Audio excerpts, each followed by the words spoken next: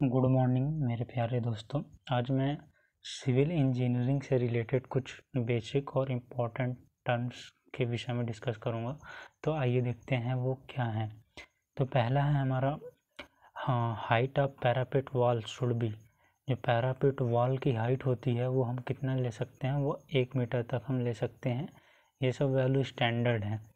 फिर दूसरा thickness of DPC, जो हम डीपीसी डैम प्रूफ कोर्स, जो डैम प्रूफ कोर्स की हम मोटाई थिकनेस कितनी लेते हैं।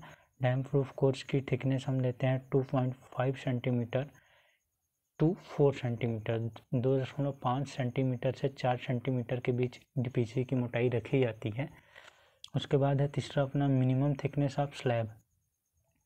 मिनिमम थिकनेस ऑफ स्लैब यानी कि जो किसी स्लैब है उसकी हम थिकनेस मिनिमम कितनी रख सकते हैं कि उससे कम नहीं ही होनी चाहिए किसी भी स्लैब की थिकनेस। तो वो होती है 125 mm, 125 mm। इससे कम किसी भी स्लैब की थिकनेस नहीं होनी चाहिए। उसके बाद है चौथा नंबर अपना लिंटल थिकनेस।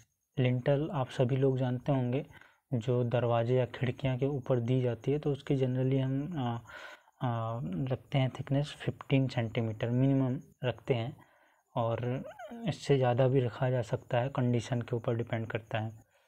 फिर उसके बाद है अपना अगला number minimum diameter of bars used in slab.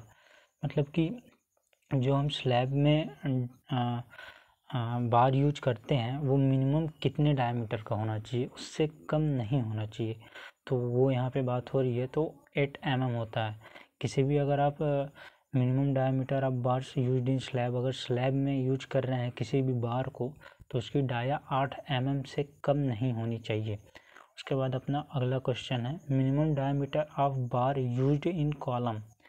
तो इसमें कहा जा रहा है कि minimum diameter of bar used in column, जो हम कॉलम अपन बनाते हैं तो उसमें मिनिमम क्या हो सकता है डायमीटर बार का, कितना हम मिनिमम ले सकते हैं। तो उसका रिक्वायरमेंट है 12 mm।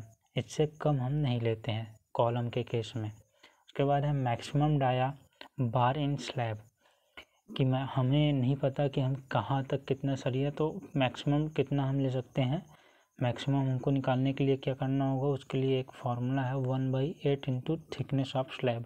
1/8 करेंगे इंटू जो स्लैब की थिकनेस होगी उससे उसको मल्टीप्लाई कर देंगे, तो जितना आएगा वहाँ से हम निकाल लेंगे कि किसी भी स्लैब में मैक्सिमम कितनी बार्स लगती हैं, उससे ज़्यादा हमको नहीं लगाना है।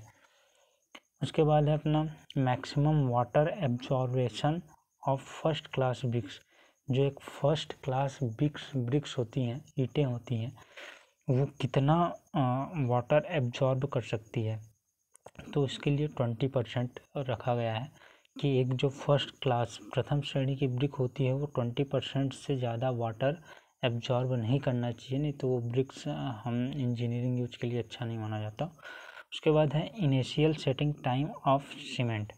किसी सीमेंट की इनिशियल सेटिंग टाइम क्या होती है, वो 30 मिनट ली जाती है, और जो फाइनल सेटिंग टाइम होती है, final setting time of cement, वो 600 मिनट ली जाती है। अगर हावर में लेंगे तो 10 आवर होता है।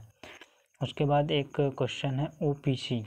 ये क्वेश्चन नहीं है, बेसिकली इसको जानना ज़रूरी है। तो OPC का फुल फॉर्म होता है ऑर्डिनरी पोर्टलैंड सीमेंट, और उसी के नीचे DPR, जो बहुत लोग नहीं जानते। तो DPR का फुल फॉर्म होता है डिटेल्ड प्रोजेक्ट रिपोर्ट।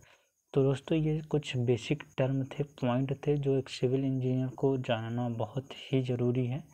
तो अगर आप लोग को ये जानकारी अच्छी लगी तो आप लोग चैनल को सब्सक्राइब कीजिए, शेयर कीजिए, कमेंट कीजिए, लाइक कीजिए। धन्यवाद।